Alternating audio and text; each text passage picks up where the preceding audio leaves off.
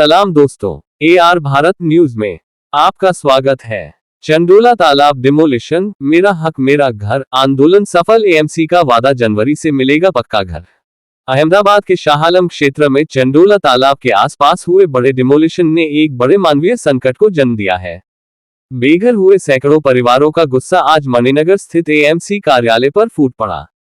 यह विरोध प्रदर्शन सिर्फ आवाज नहीं था, बल्कि हक की लड़ाई थी। AMC के नेता प्रतिपक्ष शहजाद खान पठान की अगुवाई में इन विस्थापितों ने मेरा हक मेरा घर के नारे के साथ जोरदार प्रदर्शन किया, जहां सबसे बुलंद आवाज ये थी कि हम हमारा हक मांगते, नहीं किसी से भीख मांगते।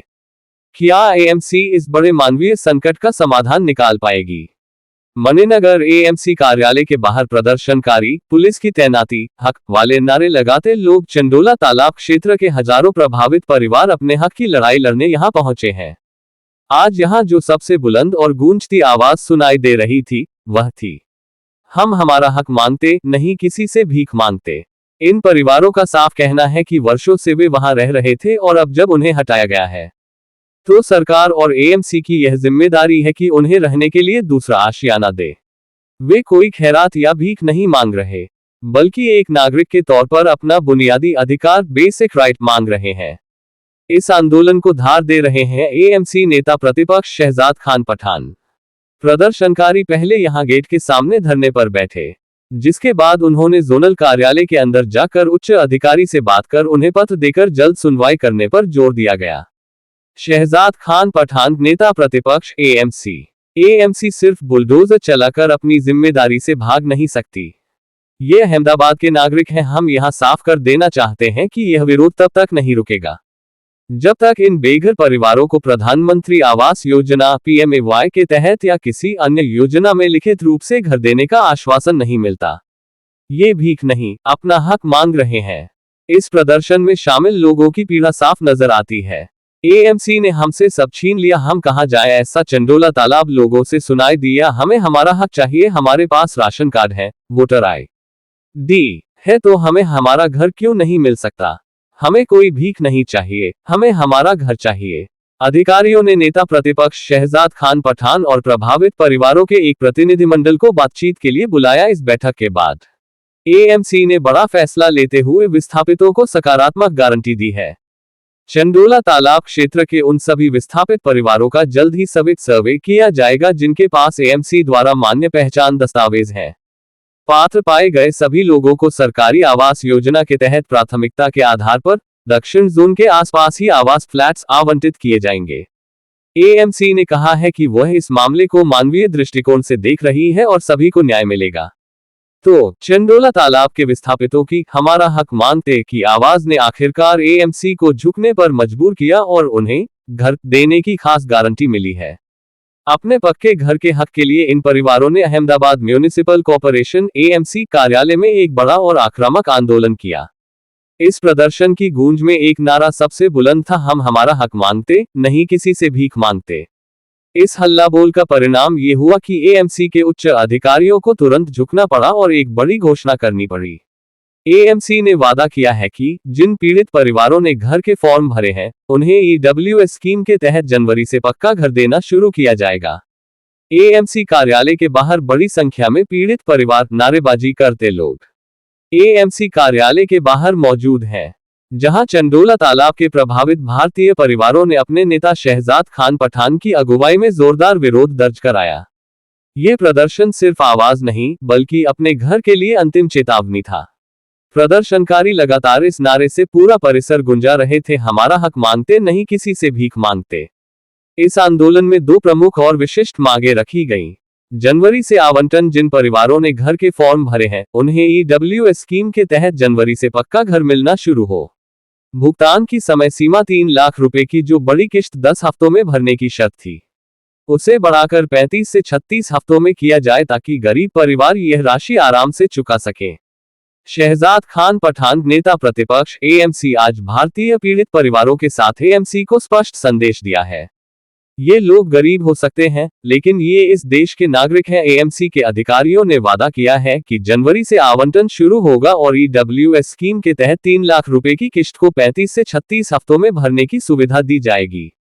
और हमारी आखिरी और सबसे बड़ी चेतावनी यह है कि यदि किसी भी पीड़ित परिवार के साथ अन्याय किया गया, उनके हक को मारा गया, तो आज से भी बड़ा और आक्रामक आंदोलन छेड़ा जाएगा, जिसकी जिम्मेदारी सीधे तौर पर एएमसी की होगी। प्रदर्शन की उग्रता और नेता प्रतिपक्ष के आक्रामक रुख के चलते एएमसी के उच्च अधिकारियों को तत्काल प्रतिनिधिमंडल से मिलना पड़ा। लंबी बातचीत के बाद एएमसी ने ये वादा किया है कि चंडोला तालाब क्षेत्र के फॉर्म भरने वाले पीड़ित परिवारों को ईडब्ल्यूएस स्कीम के तहत जनवरी महीने से पक्का घर देना शुरू किया जाएगा। घर के पैसे लगभग 3 लाख रुपए भरने की समय सीमा को 10 हफ्तों से बढ़ाकर 35 से 36 हफ्तों तक करने की प्रक्रिया तुरंत शुरू की जाएगी, ताकि परिवारों को आर्थिक राहत मिल सके। एएमसी के इस ठोस आश्वासन और जनवरी की डेडलाइन मिलने के बाद नेता प्रतिपक्ष ने फिलहाल आंदोलन को स्थगित करने की घोषणा की है। लेकिन ये स्पष्ट है कि यदि एएमसी अपने वादे से मुकरी तो अहमदाबाद में एक बड़ा और आक्रामक आंदोलन देखने को मिल सकता है। चंडोला तालाब के प्रभावितों की हक की लड़ाई रंग लाई है। एएमसी ने वादा किया है कि जनवरी से पक्का घर देने की प्रक्रिया शुरू होगी और 3 लाख रुपए की किश्त भरने की समय सीमा को भी 35 से 36 हफ्तों तक बढ़ाया जाएगा। लेकिन हम इस बात पर नजर रखेंगे कि एएमसी अपने वादों पर कब तक खरी उतरती है। लेटेस्ट न्यूज देखने के लिए हमारी चैनल AR भारत न्यूज को सब्सक्राइब करें। खबर, विज्ञापन एवं इंटरव्यू के लिए व्हाट्सएप मैसेज करें। रिपोर्टर सैयद कमालुद्दीन के साथ AR भारत न्यूज की रिपोर्ट, अहमदाबाद। તો પોલીસની મહાનગરપાલિકાએ બનાવી છે આ અસરગ્રસ્તો માટે શું અત્યાર સુધીનો અપડેટ આના તરફથી મળ્યો?